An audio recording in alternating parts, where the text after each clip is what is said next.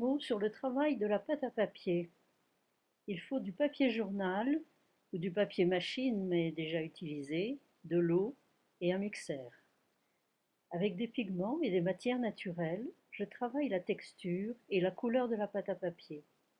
Je choisis parmi toutes sortes d'éléments glanés et récoltés auparavant ceux que j'incorporerai. Il faut un tamis qui sera le support de la forme tout en permettant à l'eau de s'égoutter. La forme permet de limiter la pâte à papier qui va y être coulée. Une première coulée de pâte constitue le verso. Une fois la forme enlevée, elle est recouverte d'un morceau de tulle qui sert d'armature.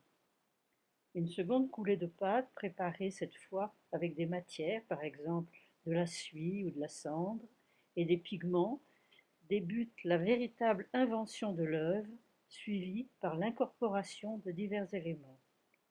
Puis vient l'étape de l'égouttage, du retrait de la forme, du séchage et du mode de présentation, soit en bannière, soit encadré. Je vous remercie. Dans ce qui suit, vous verrez la À bientôt. différence entre l'œuvre avant séchage et après. Il y a une surprise, parfois une déception, mais le temps de séchage, qui peut être long, est un temps de métamorphose et d'attente. J'aime ça. Merci de votre visite et d'avoir regardé cette vidéo.